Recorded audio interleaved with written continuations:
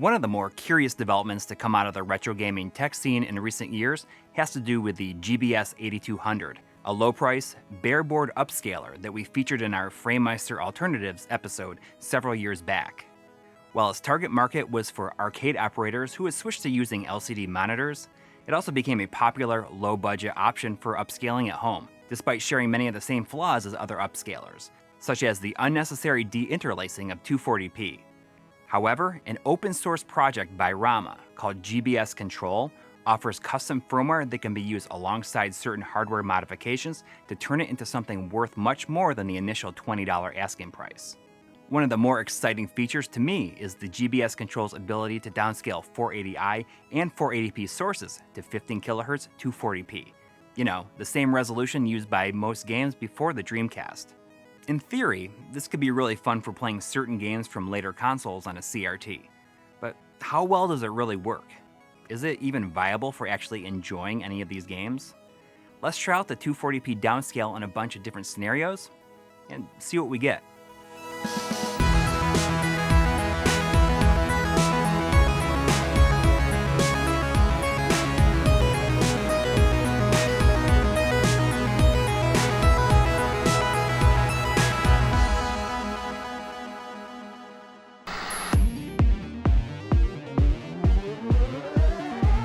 When we first talked about the GBS-8200, we noted that while it was certainly riddled with flaws and only offered VGA output, it nonetheless performed surprisingly okay for something in its price range, especially when paired with another device, like a scanline generator. But what we deemed as just a solid starter device, others saw untapped potential. Continuing the work of other developers, Rama finalized GBS-Control and released it through his GitHub, giving us one of the best upscaling options out there, if you're willing to work for it. By work, I mean that this is a heavily do-it-yourself process, requiring lots of soldering among other things. However, since the GBS-Control is open source, this has allowed other developers to construct their own hardware versions with many add-ons and a nice, tidy solution that is certainly more accessible from a consumer standpoint. Among the first products to reach the market is the gbs-c AIO from Zero himself, Amore 2600, and Arith Malder. AIO stands for all-in-one and includes handy features such as a RGB SCART input, a sync stripper, HDMI output, and a clock gen that prevents screen tearing into a single, clean-looking device. To do this on your own would likely result in a jumble of wires and PCBs. Just a mess. I've been using the AIO for the past several months and it's been super useful. The proper handling of the input signal gives a nice-looking upscale to a number of output resolutions, including my personal favorite, 960p, or 4x scale. But remember, this is, for all intents and purposes, a hack of an existing piece of hardware, going far beyond its original scope. And while the picture might not be reference quality when placed up against options such as the OSSC and the FrameMeister, for many, it's going to be good enough, especially when taking into account the other features in its repertoire. If you're among the many that don't care for the flickering bob deinterlacing caused by 480i sources, the motion adaptive deinterlacing of the GBS-C is the best we've seen since the FrameMeister. Of course, you might still get some artifacting in certain games. The one we like to use as an example is Contra Shattered Soldier on the PlayStation 2. Of course, this same thing occurs with the FrameMeister's more expensive, and now long out of production, QDO chip. The biggest benefit of the GBS-C may just be the ultra-quick resolution switching, which effectively brings an end to what's been dubbed as the Chrono Cross problem. For those that are unfamiliar, tons of games from the 32-bit generation switched resolutions between gameplay and menus or title screens. This wasn't a problem with CRT televisions, but with most analog to digital converters, especially those who handle 240p properly, this causes a drop in signal to the HD TV, while the scaler alters the way it's processing this signal. It then has to re-handshake with the TV before it can display video. Games like Silent Hill, Dino Crisis, and the aforementioned Chrono Cross all use 480i for their menu, while regular gameplay is 240p. At best, you'll be waiting a few seconds every time you go in and out of the party menu. At worst, you'll die before you can even see what's happening. In addition, many games on the Sega Saturn randomly create a hitch in video signal as it goes between screens. I'm not exactly sure why this happens, but it quickly rendered some games, such as Die Hard Arcade, essentially unplayable with even the most expensive upscaler.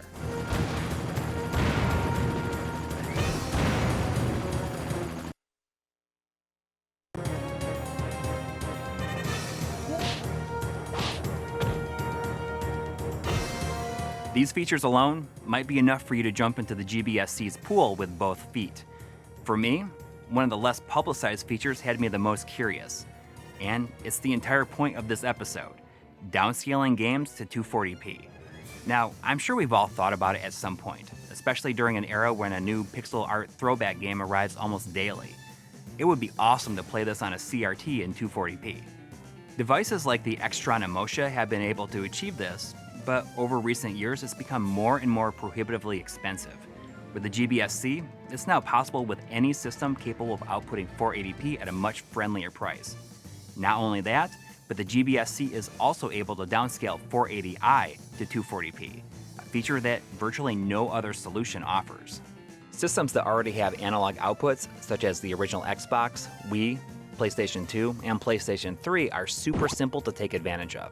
Just set the system video level output to 480i or 480p, plug in those component cables into the YPB-PR inputs on the GBS, and connect the analog output to your TV.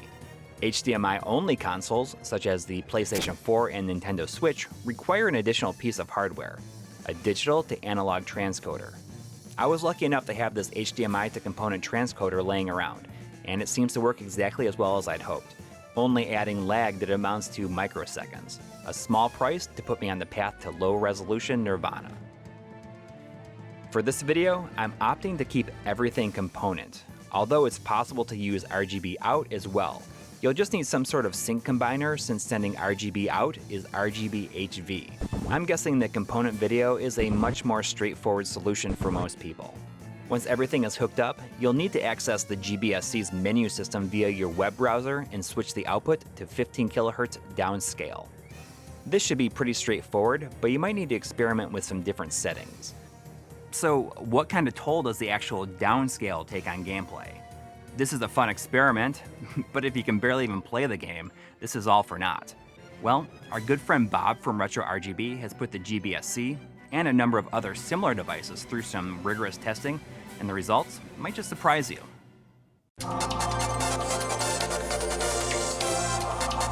Anytime you convert a signal from a game console, you always have to worry about how long that conversion will take. I usually refer to this delay as lag, and the GBS-Control is one of the lowest lag downscalers you could currently purchase. The GBS-C is variable between 0 and 1 frame of lag, which shouldn't be detectable in most scenarios.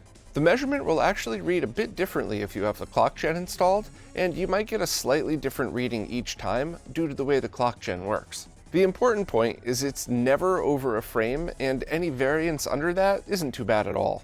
One thing to note is sometimes the GBS-C has issues with its VGA input.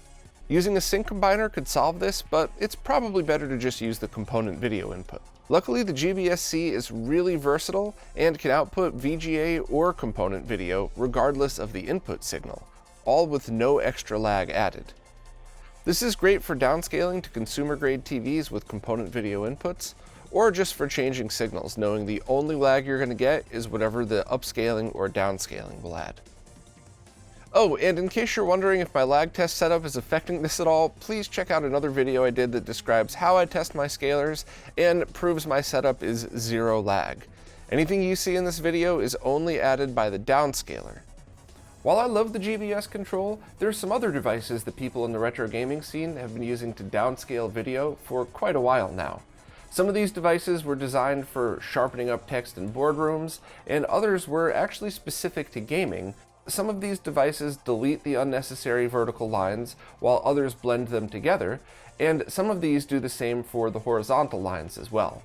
The first device I wanted to talk about is the UV-C, which was designed for arcade setups and will allow you to convert 480p to either 240p like we've been showing here, or even 480p to 384p for use with 24 kHz monitors. The Extron Super Emosha series of processors have long been used by retro gamers to downscale 480p to 240p. Simply plug in your 480p VGA source and connect the B and C outputs to your RGB monitor. Then set the switch in front to non-interlace for 240p output or interlace for 480i. This even outputs composite and S-video, so you could use it on a consumer-grade TV as well. As you can see here, the Emotia series has between 0 and 1 frame of lag, just like with the GBS-Control. That's very respectable, and if you already own one, you could use it with confidence. Here's another device I've heard a lot about and finally got the chance to test. The Genius 2 from the company Mimo. Like the Emotias, it's a very basic device with no setup required. Just plug in a 480p VGA source to its input and use its VGA output for RGB. It seems to work fine and I didn't have any issues with its video output, however the lag seems to vary between 0 and 2 frames. Typically, upscalers that vary 2 full frames seem to have noticeable lag since it's never consistent. I'm a bit hesitant to recommend it, both because of the lag and because of the cost. The next solution is a Coury TV1 scaler. All of these scalers require a bit of setup for downscaling to work, and Doherty posted a great guide on Shmups showing exactly which processors are compatible and what you need to do to get them working. These things do have a ton of options, and they can supposedly downscale 720p to 240p, which none of the other current options can do. A friend of mine lent me his for this video, and it broke about 5 minutes into testing. I guess the front button must have stopped working or something. I was able to get lag test readings while it was still downscaling though. Unfortunately, it's the slowest of the group, adding between 1.5 and 3 frames of lag. Another device I wanted to test was a DVDO VP50 scaler. These have a ton of inputs and outputs and are known for being excellent deinterlacers, even for gaming. The VP50 is great for deinterlacing, upscaling from 480p, and downscaling to 480p, but I couldn't get it to downscale to 240p, which is why I wanted to test it for this video in the first place. Other DVDO devices like the iScan HD and HD Plus can go down to 240p with only half a frame of lag though. It turns out DVDO processors, starting with the VP30, lost that downscaling to 240p feature, but those later models were the ones with the better deinterlacing, so it's a feature trade-off. So, as you could expect, my favorite device is the GBS-Control. The other solutions are still good, and if you already own them or need to buy them for some of their other specific features, they're definitely a good choice. Interestingly, there's actually at least 2 more devices that are going to be released this year with the potential for 0 lag downscaling and a bunch of other features. Please keep an eye on RetroRGB.com and its associated channels, and we'll try to keep everybody in the loop as soon as any more information is available.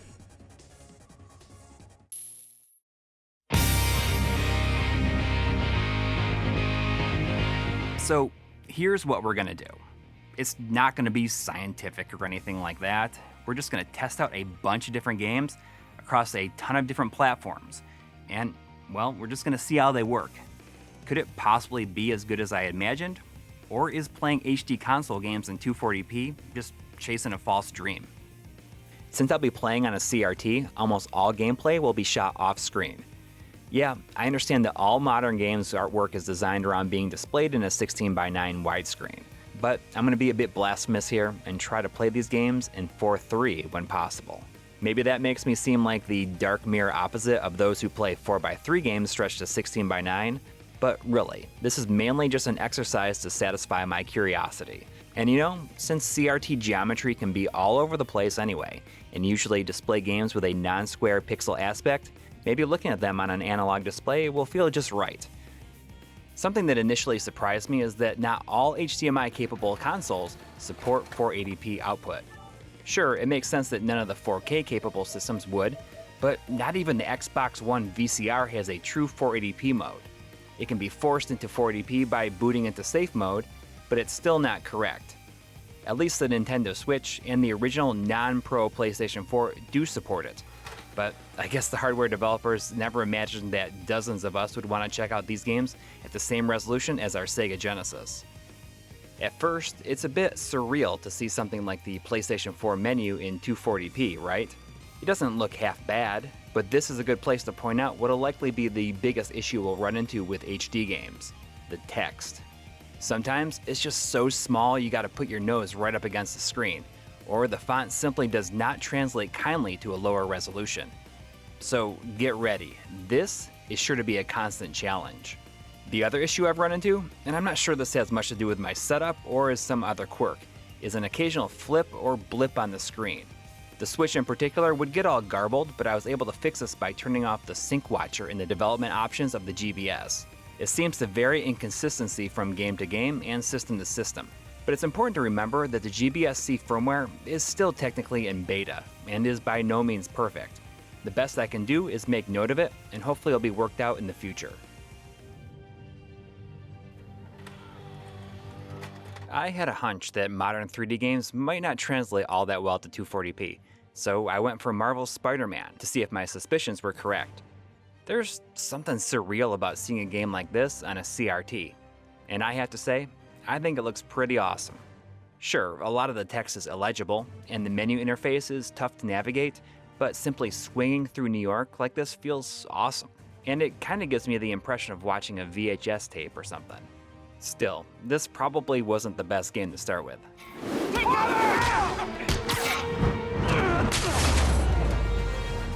Crime up the wazoo right now. I also didn't expect much from Nier Automata, but the world and stories seem like they'd be appropriate on an analog display. It looks okay, not as good as I was hoping for. The heavy use of scan lines on different graphical elements creates a jumbled, uneven look that didn't really translate the way I'd hoped it would. The muddier, dead tones of virtually all of the environments didn't play to a CRT's strengths, so overall, I gotta give this one a miss.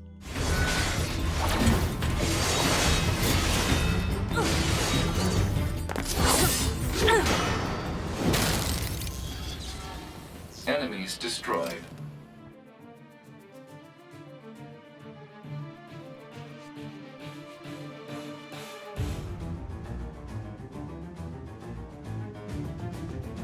The text in UI is already pretty small in the Final Fantasy VII Remake when playing in 4K, so I didn't expect it to be all that playable in 240p.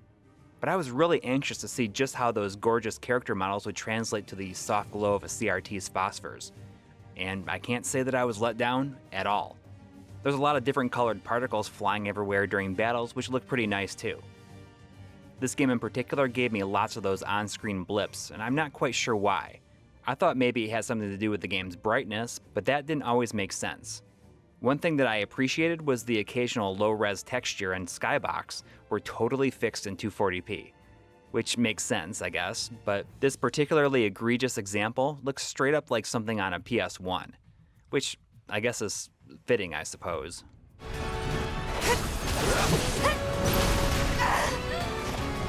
This fight's not over yet. Transformers Devastation from Platinum Games was a really underappreciated action game that excelled at emulating the look of the original cartoon in HD. Megatron and his Decepticons are already here. At 240p on a CRT, it looks amazing. The HUD and other on-screen elements stay inside the overscan, so it's totally playable too. For people who grew up with this show, this sort of feels like a long-lost episode. I think it looks completely authentic, but it's been a while since I've seen anything else other than the 1986 movie, so maybe this is just how I remember it looking in my memories. Regardless, this is where I really started to realize the potential of playing games this way.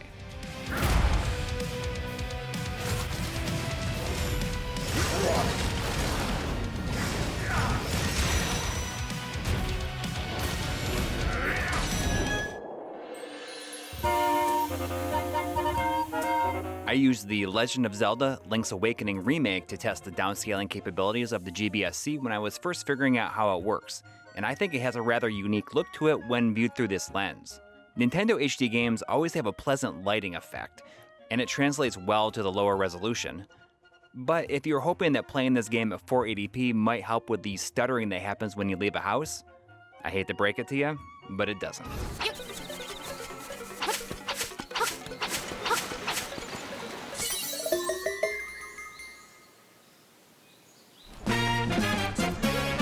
As you probably guessed from the comparison earlier in this video, 3D Mario games don't translate terribly well to 4.3 because the squeeze makes his Rubenesque body look all wrong.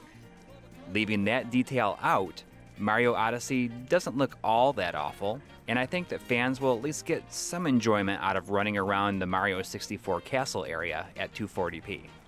As interesting as it is to look at these 3D games on this sort of display and at this resolution, I think we'd find ourselves mostly in agreement that the real strength of downscaling will be seen in more two-dimensional games, so I'll be focusing most of my attention towards those types of games going forward. Moving towards 2.5D styled games, Mega Man 11 was at the top of my list to check out. Ready! This is another game that uses scanlines to accentuate its overall look, and once again, it just comes across pretty messy. Thankfully, the scanlines really only show up during the ready moments, and not actual gameplay, so it's not really all that distracting. Still, I didn't really feel like any aspect of the downscale really complemented the game in any meaningful way. Because, well, it's not exactly the most interesting looking game in the first place.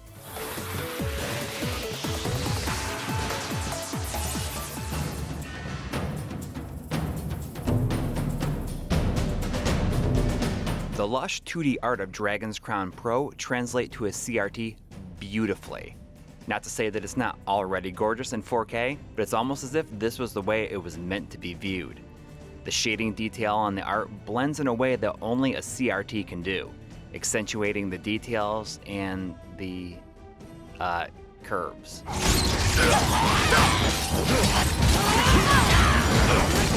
The shadows and black level really stand out here too.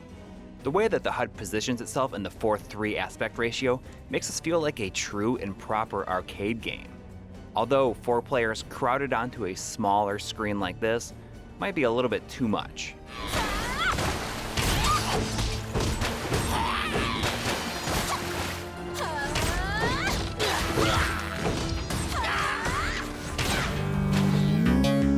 As a Ghouls and Ghosts fan, I've championed Curse Castilla as a homage that succeeds in a way that no game in the series has been able to since 1988. This is a game that celebrates the glory of the arcade, and what better way to do so than to play it on a CRT. It took a little bit to get the game looking right with its different video modes. While I like video mode 2 for playing on an HD TV, it's too skinny on a CRT. Perhaps if there was a vertical monitor mode or something like that, it would have been more appropriate. I settled on video mode 6, even though some of the UI does creep into the overscan.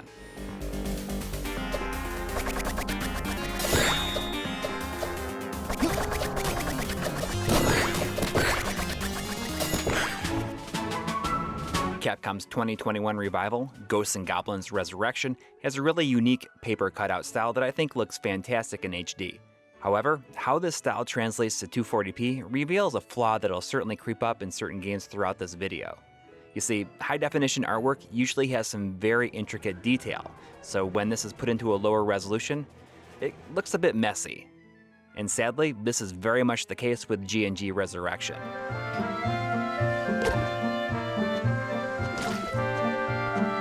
Although I'm not going to say that it looks bad all the time, some of the larger enemies, like bosses, look awesome on a CRT screen.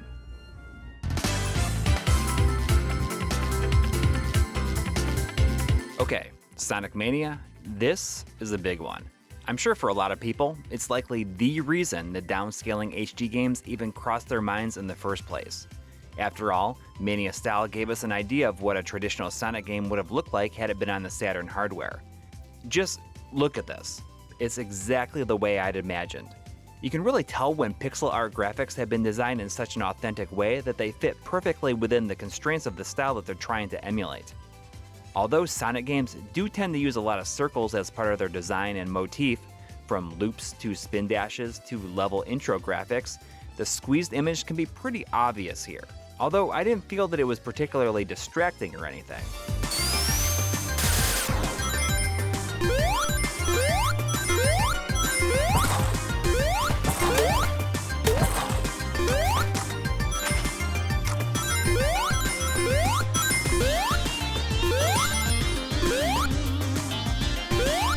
It's too bad that the time, score, and ring info is partially off-screen and into the overscan. Supposedly there's a proper 4.3 mode on the PC version, although it's hidden in a config file. It would have been awesome to have that here, but what are you gonna do? Sonic Mania also has what I'd consider to be the most authentic CRT filter implementation of any game that I've played. So how does that filter match up against the real thing? Seeing them side by side like this really shines a spotlight on how well done the filter actually is. Phantom Breaker Overdrive is a multi-plane beat-em-up, much like Guardian Heroes and Code of Princess, but it has a much simpler, chibi anime style to it. The characters translate especially well to 240p, and don't seem to be affected negatively by the squeezed aspect ratio, although some on-screen text takes a hit and looks a bit uneven at times. The HUD and character upgrade path fits nicely within the 4.3 aspect as well, but there's quite a bit going on here, so multiplayer might cause you to get lost in the chaos.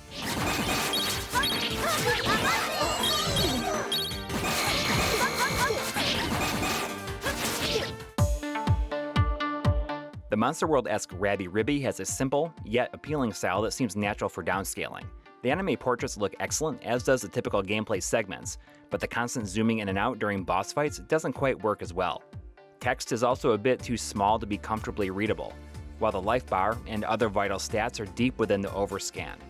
Granted, I didn't play very far into this, so I'm sure I could get used to it over time. DuckTales Remastered was another game on my must-try list early on.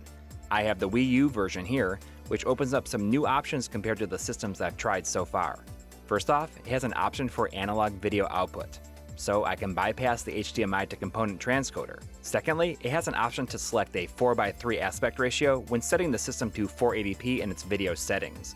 However, I think that the gamepad and its 16:9 screen undermines this setting in some cases, which can force certain games to be letterboxed.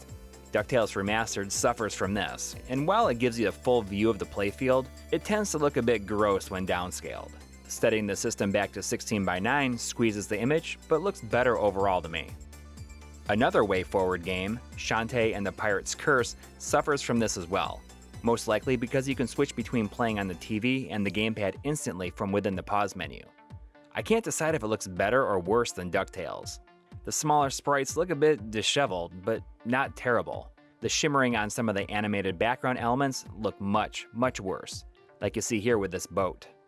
Shantae Half Genie Hero on the PlayStation 4 handles the downscale much more elegantly. The 3D, cel-shaded-esque characters translate smoothly to a CRT and look really great in motion.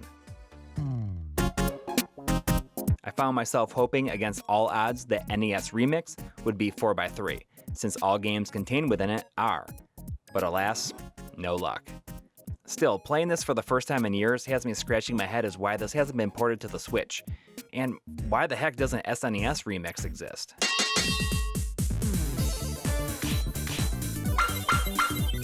But before you write off the Wii U completely, I was surprised to find that this letterboxing doesn't always apply. Certain outliers, like Mutant Mudds Deluxe, conforms to the correct aspect ratio when you start the game. I don't know why I'm surprised. This seems exactly like the type of game that would shine when presented in 4:3. Sadly, it seems as though this mode is either a bit soft or uneven, so it doesn't look as good as it could. Regardless, it's cool that the effort was made.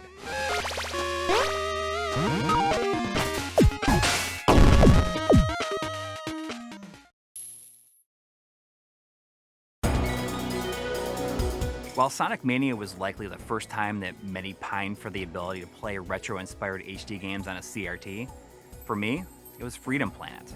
A long time ago, I said that the game reminded me of if Treasure made a Sonic game. That still holds true today, and I was eager to see how well it held up on a CRT.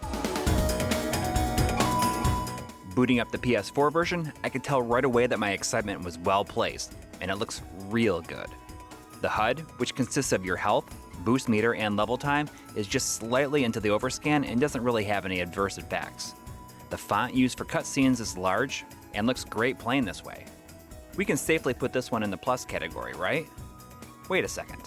I noticed this weird ribbon effect when climbing a ladder that I'd never seen before. I checked it against the Switch version, which exhibited no issues at all. At least that couldn't be chalked up to my PVM's geometry. Taking another look at the PlayStation 4 version in HD, It turns out there's a black border around the entire screen space, which isn't present on the Switch. The only explanation that I could come up with is that this somehow makes the graphics uneven when played in 480p on the PS4. You're not likely to notice this at all because Freedom Planet is a really fast-moving game. But this was my first inkling that I probably can't expect the same results of the same game on different consoles. Blazing Chrome, the fantastic Contra Hardcore-inspired run and gun from Joy Masher, seemed virtually tailored for downscaling. I tried it on the Switch, and it looked fine during the intro, but it didn't take long before problems slapped me right in the eyeballs. Some on-screen text seemed to be missing lines, which is something I hadn't run into before. Delving deeper, what the heck is going on with the background? And look at that shimmer in the scrolling. Something is very, very wrong here. Then, I had an idea. I wondered if the PlayStation 4 version behaves the same. Since I have that, I booted it up and, would you look at that? It's beautiful and perfect. Comparing direct captures of the two versions side by side revealed the truth. The Switch version seems to squish the image, so horizontal lines of resolution are completely missing. It looks really, really bad at times, especially when downscaling. But the PS4 version displays everything correctly and gives you one of the best downscalers of all the games I've looked at so far. It's remarkable how natural it looks. So if you're interested in playing Blazing Chrome at 240p, the PlayStation 4 version is the clear choice here. But this is an interesting situation, isn't it? How many people out there have played Blazing Chrome in 480p intentionally on either system? And I wonder how many other games could exhibit this same anomaly. Maybe this has something to do with both console software development kits. Who knows?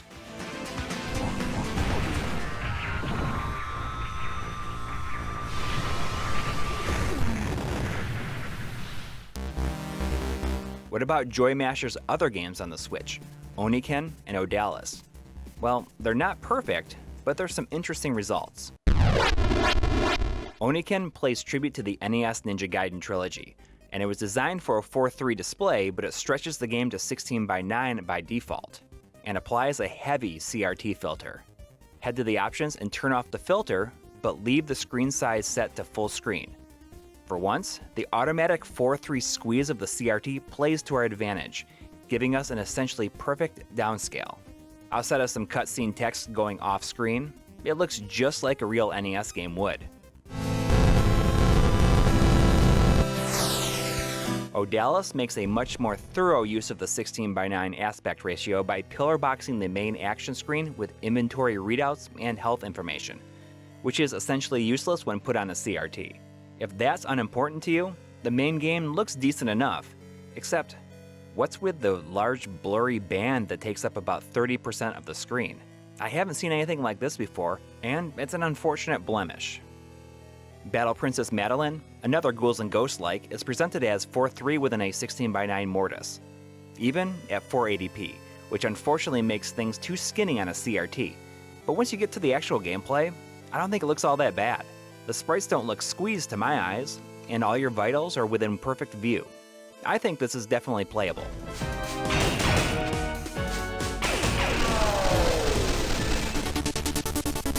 While I knew that Yacht Club's masterpiece, Shovel Knight, wasn't perfectly scaled to HD, I never really noticed it when playing on an HD TV. This unevenness is more apparent in 240p, but it's still not something I'd consider to be a deal breaker. You really have to be looking for the shimmer to fully see it. It's most apparent on the horizontal axis with floating objects. Vertically, it only draws attention on scrolling stages that move at a specific speed, like the auto-scrolling levels. Some key HUD info is pushed out of sight, but the all-important health bars, both yours and the boss's, are easy to see since they're more centered than your typical side-scroller. I had the most difficulty with knowing which sub-weapon I had selected, so I could do some all-important fishing. Valferris's graphics are a bit too detailed to survive the downscale unscathed, but you might enjoy how the grungier look works for this game in particular. Hunt Down is another game that suffers because of the way that the camera zooms in and out during gameplay.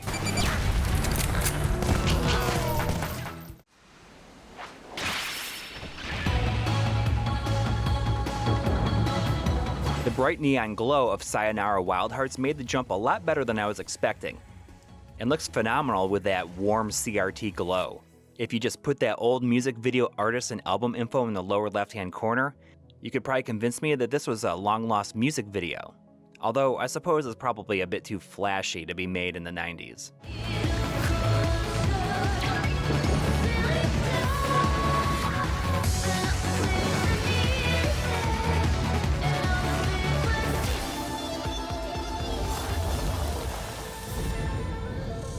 I didn't expect Streets of Rage 4 to make the jump all that well, but you know, it's pretty good. There's something that feels natural about playing a Streets of Rage game on a CRT, so consider this a pleasant surprise.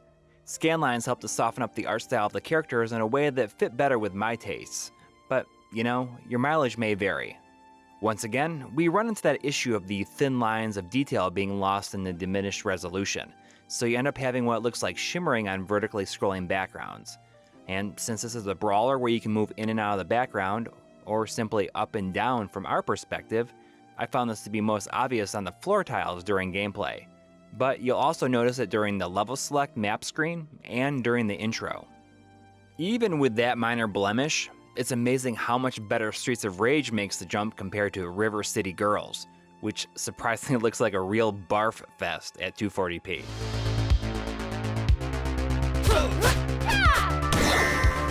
It looks great when you're sitting still, but becomes Shimmer City once anything on screen moves in even the slightest amount. Bummer, and here I was thinking this one was gonna look great. Speaking of letdowns, I placed the incredible Thunder Force homage, Devil Engine, towards the top of my list of most disappointing 240p downscales. From what I can gather, it suffers from the same squished image problem as Blazing Chrome, except this time, I don't have any other versions to test. It's really, really terrible looking.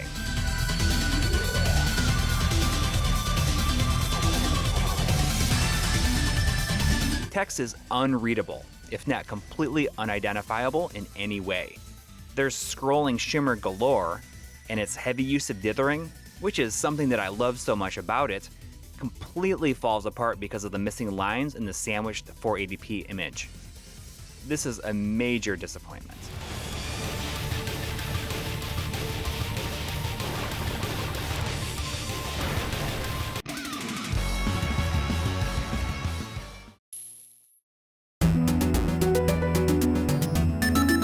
There's tons of games that I'd love to test for this episode, and you could probably list something that I've never even thought of. But it'd be a great disservice to only focus downscaling newer games.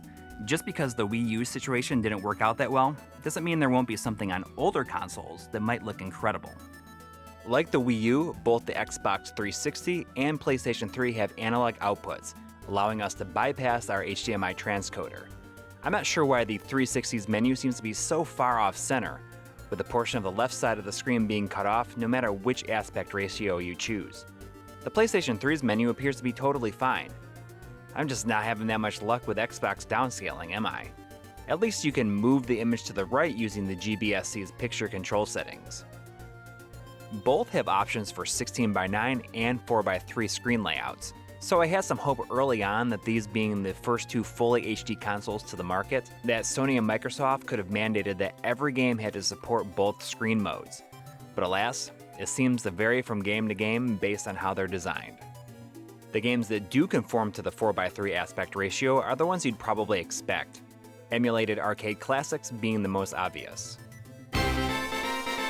The 1989 Teenage Mutant Ninja Turtles arcade game was one of the very first download games I bought, and considering the amount of emulation compilations that Digital Eclipse was pumping out at the time, I think this one turned out pretty good. No forced bilinear filter helps us get those raw pixels to our CRT so it can work its magic. You can adjust the image size from within the option menu as little or as much as you want. There's no presets here, so you're just going to have to eyeball it. Even if you can't get it perfect, you'll probably be able to get it close enough where you won't notice the shimmer, except on maybe these vertically scrolling parts. But those are few and far between. TMNT fares a bit better than Marvel vs. Capcom Origins on the PS3. Hold it. Ready. Fight! You have to mess with the screen settings and remove any filter option that might have been enabled. And you can get it to look nice, but I still notice some severe anomalies when the screen has to scroll vertically, which tends to happen a lot in these versus fighters. The two games I was most hoping for native 4x3 display modes were Afterburner Climax and Hardcore Uprising, but mark me down as 0 for 2. Afterburner, I can understand because it's a port of an arcade game that is also HD and runs in widescreen. Truth be told, it doesn't look all that bad at 240p letterboxed, and playing it on a CRT makes it feel more arcadey to me.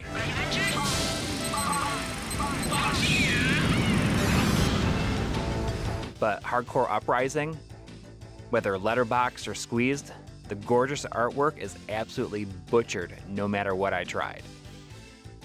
I guess some games just don't translate very well, and I'm sad to put this one in the loss column.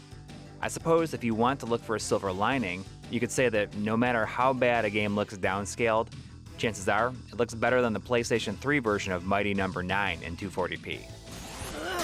That's more like it.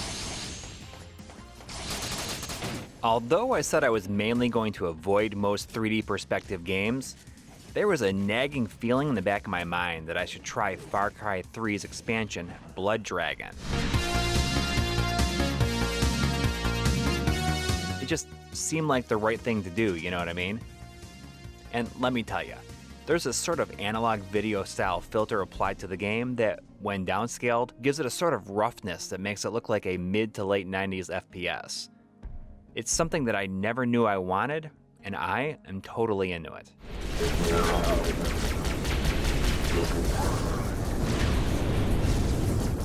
Work faster.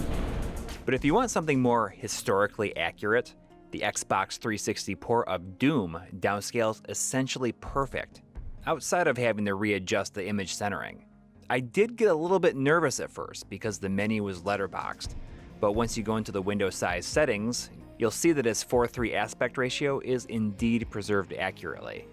This is great for those who want a classic look and smooth frame rate, with a more modern console FPS dual analog control scheme. Based on how good Doom looked, I thought I'd give the excellent 360 port of Quake 2 a go as well. Indicate possible camouflage access in wet sector 432. Seeing as how Quake 2 was released in late 1997, 240p is a much lower resolution than most people likely played the game at, so it's not exactly time period accurate, at least the PC version. It looks fantastic here, and you won't likely have any issues, except for the tiny console text in the upper left. Would Half-Life 2 in the orange box grant us a three-peat of iconic FPS games being downscaled to perfection? Unfortunately, not this time. Although it doesn't look awful, you can tell that something is just off based on the text alone. But it just doesn't translate well to this resolution. Alright, so next, let's check out a trio of bullet hell shooters from Cave on the 360. Akai Katana, Death Smiles, and the Japanese exclusive Mushihime-sama Futari. Katana and Smiles both share a lot of the same DNA in their screen setup menu, with separate toggles for horizontal and vertical sizing, as well as a unified zoom. It took me a lot of trial and error to dial in a sizing without or with very little scrolling shimmer. With Katana in particular, I didn't realize that the arcade version, titled Origin Mode here, is the only one that displays in 4x3. The other two are 16:9 only, and seem to letterbox no matter what screen side mode your system is set to.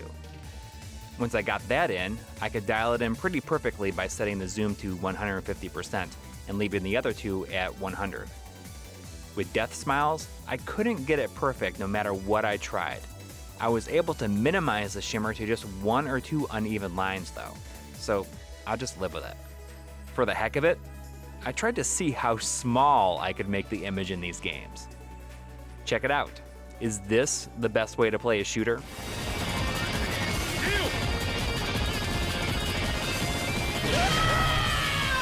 Mushihime-sama Futari presents a different problem. Being a vertical shooter, I'll never be able to scale perfectly and fill the screen without switching to Tate mode. So, let's do it.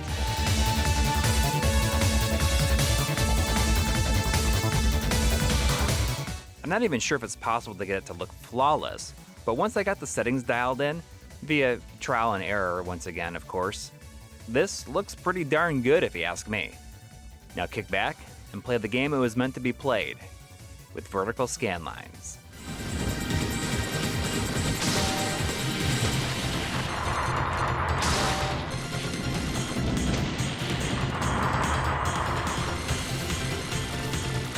The most frustrating thing about the Xbox One not having a real 480p mode was that I couldn't put Cuphead on a CRT. Seeing a video that LGR did years ago with it playing on an old-fashioned TV is probably where the seeds for this episode were planted. Then I had an idea.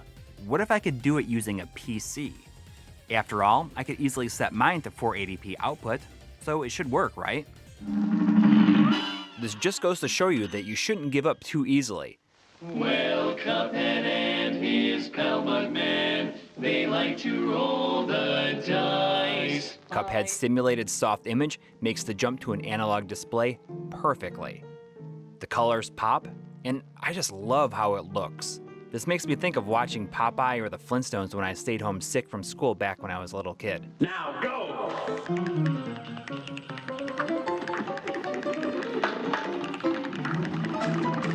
So, PC games are a mixed bag when downscaling with the GBS-C.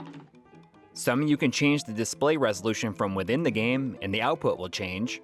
Other times, the game will display at whatever Windows is set to, and you can adjust the internal resolution. This is how Cuphead works. So what we're looking at here is 240p on a CRT, but the game's internal resolution is 4K. Yes, it's squeezed, but that's pretty wild, right? Since it wants to letterbox if you choose a 4:3 resolution, you can cycle through until you find a resolution that you prefer.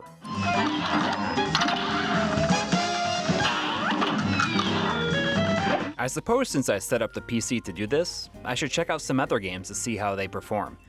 Man, it is annoying to navigate a PC in 480p. WizOrb is an amazing breakout RPG mashup with a retro aesthetic that I think is absolutely worth checking out. Despite the simple look, it translates very unevenly to 240p, so you can have entire lines of artwork missing, such as around the magic meter. Since the bulk of the action takes place on a static screen, the shimmering is only really apparent on an object like the orb. Once you enter a town, though, the graphical integrity falls apart completely in a way that I haven't seen in any game thus far. Of course I was going to try out some ease games, which proved to be a bit tougher than expected. I could only get Ease 1 to run in windowed mode, while Ease 2 booted right up. Whether you're playing the Chronicles or Complete mode, this looks like a real treat. All the 2D elements translate beautifully, but the character sprites especially shine. Ease 6, the Ark of Natpishtim, Oath and Felghana, and Origin all use a 3D engine with 3D rendered sprites.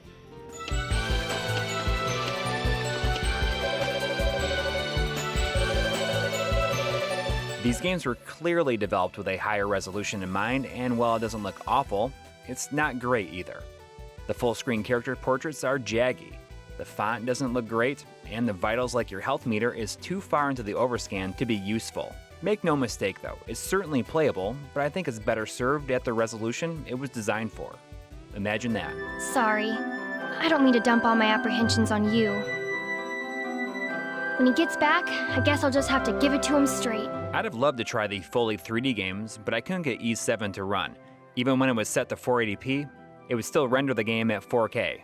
I don't know what's going on.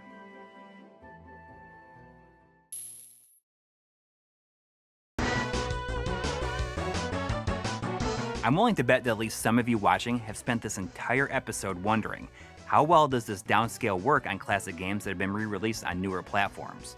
Like, what about the classic consoles? What about PS1 classics on the PlayStation 3? What about the Nintendo Online NES and SNES games? First off, in terms of classic consoles like the SNES Classic, Genesis Classic, and PC Engine Classic, while these systems do output 480p, it's used as a failsafe in case it's connected to a display that doesn't support the native 720p resolution. There's no way to enable it on purpose, at least that I know of. Maybe it's possible if your systems have been hacked, but what I have on hand here won't cut it. Sorry to disappoint you. The Nintendo Switch Online NES and SNES apps are the most recently released classic game collections, if you can call them that. Although they're not exactly overflowing with games, there's some really solid titles here from both consoles' libraries, some of which are pretty expensive these days. As we know, the Switch supports 480p video, which could bode well for our prospects here. But booting up a game shows that the emulators don't account for a potential 4:3 aspect ratio at this resolution. Vertically, both NES and SNES games look great. The scanline should line up perfectly. It's rather impressive looking, to be honest. It's just the width that's the problem. These emulators maintain the proper aspect ratio, which is good for presenting them as they originally were. But in this situation, we see the forced border on the sides, and the entire image gets squeezed, no matter what game screen setting you choose. We can try to widen things with the GBS-C's picture control, but you can only push the width so far before the whole image starts falling apart.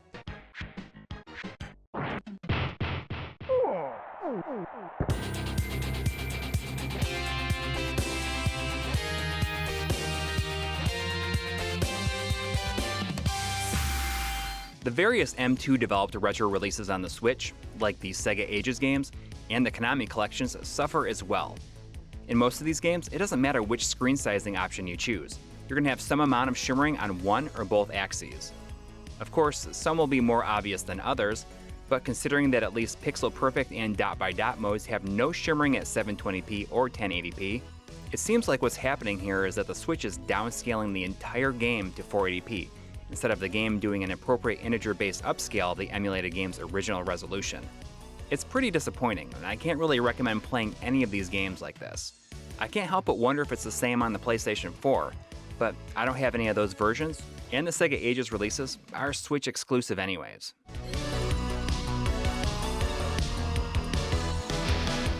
PlayStation Classics on the PlayStation 3 are a whole different story.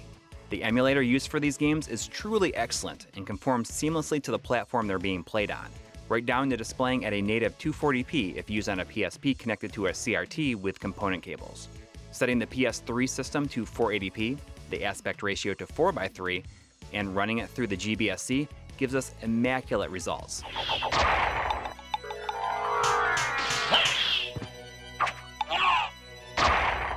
Although, outside of a couple of instances of unevenness and a slight difference in brightness, which could likely be accounted for by adjusting any number of the GBS-C's picture settings, I was blown away by how close this is to the real thing. A nice side effect of this process is that it will also display games that were 480i on original hardware in 240p. As we've said dozens of times in the past, the Virtual Console on the Nintendo Wii is pretty amazing in the way that it displayed most games in their native resolution. Because the Wii U was an HD console, it had to cater towards people playing on HD TVs, and all the challenges that came along with that. When the Virtual Console launched on that system, it was a real mixed bag in terms of image quality. NES games looked pretty subpar, while N64 games were rendered at a higher resolution internally and improved on many of the 3D aspects of the original games. Downscaling Wii U Virtual Console games certainly revealed some interesting results. A variety of supported systems means a variety of results. Setting the system's aspect ratio is definitely important. If your system is set to 16:9, you'll get similar results to the Switch Online apps. A 16:9 canvas squeezed to 4:3, making the game look too skinny and pillar-boxed. If you set the aspect ratio to 4:3, don't be fooled by the letterboxing of the Wii U's UI. Once you launch into a VC game, it should give you something much closer to the correct size. NES games are too dark and too soft, which is expected. Some might argue that the quality looks more accurate to the NES in composite, but it doesn't look great. But you also get some slight squishing of the image from the top and bottom, which throws everything off. This is especially apparent in Mega Man's Life Bar. Super Nintendo games don't suffer this same fate, and look pretty darn accurate at 240p until you take a much closer look. It seems as though there's a weird band of uneven and blurry pixels across the screen that I can't make sense of. However, you might not even notice this during real gameplay, and in which case, it's not much of an issue. TurboGrafx 16 games offer built-in screen adjustments, which can be fun to mess with, although I couldn't get amazing results with it. Nintendo 64 games are very interesting. They're rendering internally at 480p. Downscaling this looks pretty clean in Mario 64, although Sin and Punishment doesn't translate quite as well. Fans of the system might want to experiment with this a little bit more than I have, though. Game Boy Advance games is where the real magic is, though. I was hoping that it would look good, but I certainly wasn't expecting something that is on par with what the Game Boy interface offers. Just be sure to set the game to pixel perfect mode and turn off the blurring filter. Nintendo DS titles are an interesting look into what something like a DS player add-on would have been like on the Wii. The only convenient way to play this is to put the upper screen on the TV, while the bottom screen is on the gamepad. It's slightly uneven, as seen here from the copyright text on the Advance Wars title screen, but it's hardly a deal breaker. This is sorta neat, if you ask me. Of course, I barely touched on downscaling regular 480i games to 240p in this episode, which is naturally a major feature that people are interested in. I ran some PS2 games through the GBS-C, and I was pretty impressed. Sure, some of the text looks off because of the way it was designed for a higher resolution, but 240p sure looks good on games like Gradius 5. Maybe I'll return to the subject in the future. Still, I tested a ton of HD games across different platforms for this episode. Although I couldn't properly address every single one of them, let's take this opportunity to give them their time in the spotlight, for better or worse.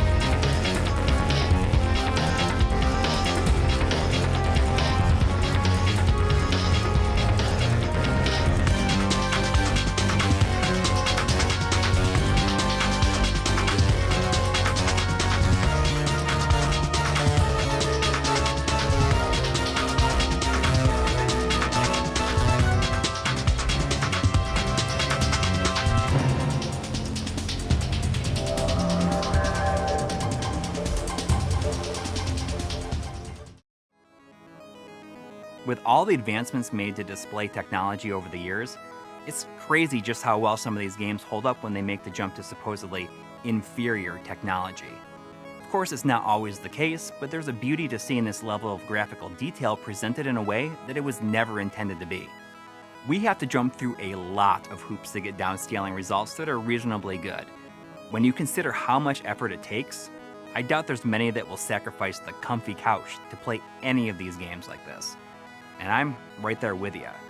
I don't know how useful any of the stuff that we saw in this episode will ever be, but thanks for joining me on this adventure to indulge my curiosity.